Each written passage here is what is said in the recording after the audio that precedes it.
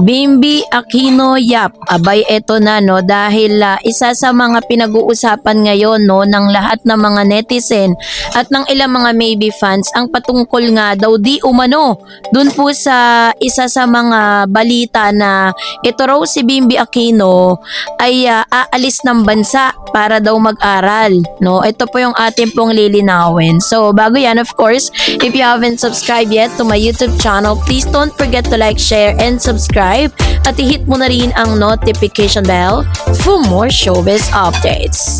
Ito na, ang plot twist na nakaligtas or nagligtas sa maybe ship sa tanghalian sa Pinas mula sa kaba tungo sa kagalakan. Isang deep diving breakdown ng balitang pananatili ni Bimbi Aquino Yap sa Pilipinas, homeschooling setup at ang patuloy na kabanata ng maybe sa Eat Bulaga. Ito na ang mga kamarites, ka-Gen Z at certified maybe shippers. Magdiwang tayong lahat dahil false alarm ang lugmok vibes. Kamakailan lamang naging maugong ang mga chismis at haka-haka sa social media na aalis daw ng bansa si Bimbi. Ang dahilan dahil daw siya ay mag-aaral abroad. Agad na naging sani ito ng malaking kaba at mini heart attack para sa buong fandom at online community. Ang pangunahing tanong ng lahat, iiwan na ba ni Bim si Raisa May Dizon at ang Eat Bulaga? Pero hold your horses dahil narito na ang ilan sa mga resibo at katotohanang walang aalis, hindi lilipad patungong ibang bansa si Bim dahil na rin sa patuloy na pagpapagaling ng kanyang inang si Kris Aquino mula sa mga autoimmune condition nito na ginagawa na ngayon dito mismo sa Pilipinas. Nakaplano ang setup para kay Bimbi sa pamamagitan ng homeschooling at local studying arrangement. So ibig sabihin nito, hindi iiwan ni Bim si Raisa May. Tuloy ang ligaya sa Eat Bulaga. Stable at solid ang maybe ship, no? Yung chismis, ano nga ba pinagmulan nito? Kasi himayin natin ang buong timeline, ang tunay na dahilan sa likod ng homeschooling plan na ang reaksyon ng online world at kung bakit napakalaking panalo nito para sa noontime television at Gen Z pop culture. Sabi dyan, ang part 1 nito, yung chismis versus katotohanan. Saan nga ba nagsimula yung kaba? Para maunawa natin ang buong drama, balikan muna natin kung paano nagsimula ang pangamba ng bayan. So, yung rumor, nag-spread po kasi yung rumor na mag-aaral daw si Bimbi sa abroad. Hindi ko alam saan galing. Maybe Nation panic, nagpanic po yung mga yung mga fans po nitong si Maybe. TikTok edits with sad audio, thread of overthinking, and then nagkaroon ng reality check. Kris Aquino's recovery centered in the Philippines. Homeschooling is the plan. What's the plot twist? Bimbi stays, Eat Bulaga stint continues, Maybe survives.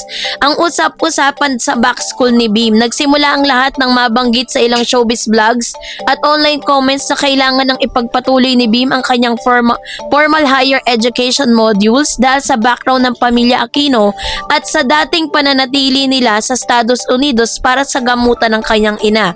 Mabilis na nag-assume ang netizen na baka abroad din siya mag-aaral.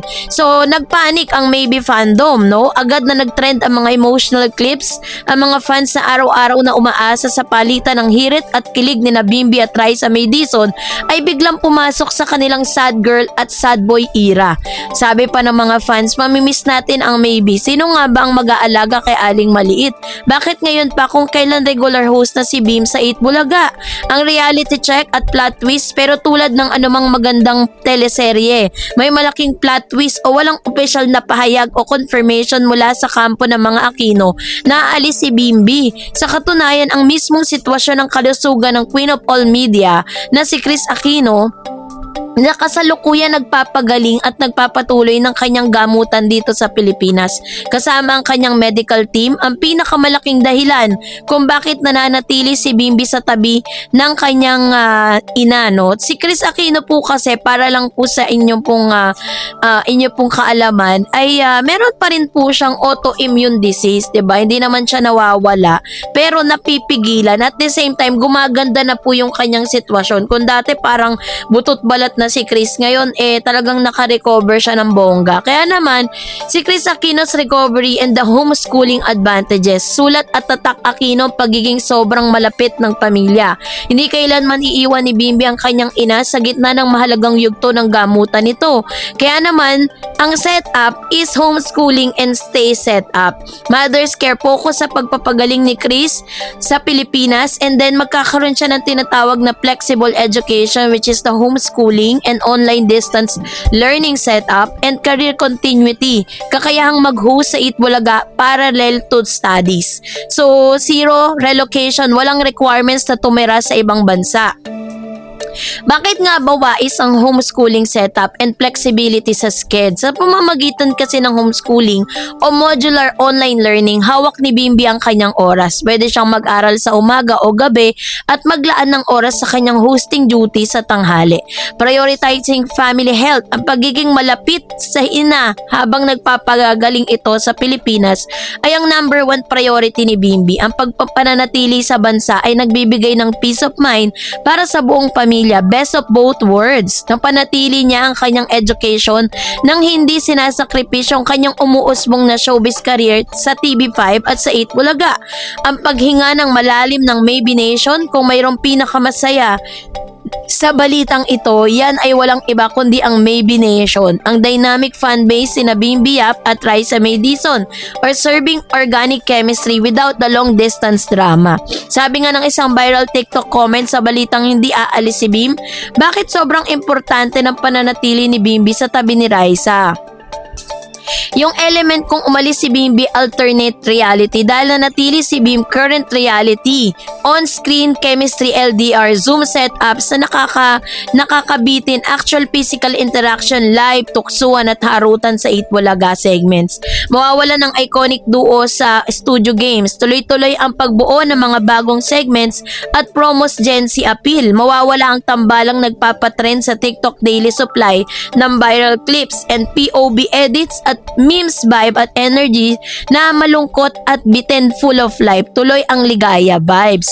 Ang dynamic ng social ex-masa love team ang apela ni na Bimbi at Raisa May ay hindi gawa-gawa at scriptwriters. Ito ay nagmumula sa dalawang magkaibang mundong nagtagpo sa pinakahulsam na paraan, si Bimbi at si Raisa May. So, kaya naman po yung mga nagpapakalat ng fake news, no, na si Mr. Bimbi daw po ay pupunta ng iba. Dami ko kasing nababasa dun sa comment section na si Bimbi nga daw iiwan si Raisa kasi nga mag-aaral daw sa ibang bansa. Which is wala naman pong wala namang ganong balita na lumalabas. Kahit po sa mga tabloids or kahit nga po sa mga showbiz news, wala pong ganon. Hindi ko po alam sino po yung vlogger na nagpapakalat ng mga ganong balita. Kasi kung nakikita natin, di ba, ang ganda na ng takbo ng showbiz career niya. Kumbaga nakapasok na siya dun sa mundo ng ina niya eh. Di ba? Yung nanay niya na queen of all media na ngayon ay for almost how many years po siyang nanahimik para po alagaan yung kanyang nanay. And finally, nung nandito na siya at nagte-trend na at sobrang dami na pong supporters, tsaka pa ba siya aalis? Di ba? At doon pa talaga siya mag-aaral. Pwede naman siyang mag-aral online pero naka-enroll siya sa isang international school dahil alam naman natin kung ano yung kapasidad netong si Miss Chris Aquino, 'di ba? Hindi naman mahirap si Chris, mayaman siya, 'di ba? Kaya nga po may mga chika na yung nagkaroon po ng parang hiwalayan itong si James Yap at si Chris Aquino dahil hindi nga daw nagpapirma si Chris ng kanyang prenuptial agreement. So, nung naghiwalay silang dalawa, yung ari-arian ni Chris at ni nitong si James Yap, nung pinagsama sila, nag-merge, tapos hinati po nila yon. Ang balita is nakakubra si James Yap ng almost 42 million from Chris Aquino nung taon na yon, no? Kung ibabase natin yung value ng pera na yon sa ating taon ngayong 2026, it will be 70 million. So, ganun po karami, no? Ganun kayaman si Chris Aquino. Yun pa kaya yung anak niya pag-aaralin niya ng international school, tapos flexible yung schedule kung saan hindi po yun tatamaan yung kanyang hosting career dito sa Eat Bulaga. Lalo na't ang dami pong paparating na proyekto. Ito pong si Bimbi, no? Kaya naman wag tayo maniniwala doon. Tuloy ang ligaya ng maybe fandom. So, kayo po, anong nyong saloobin patungkol dito? Mag-comment kayo sa comment section. And that's it for today. For more videos and updates, please don't forget to like and subscribe, and please don't forget to follow my Facebook page, Dareds TV and Dareds channel. God bless everyone.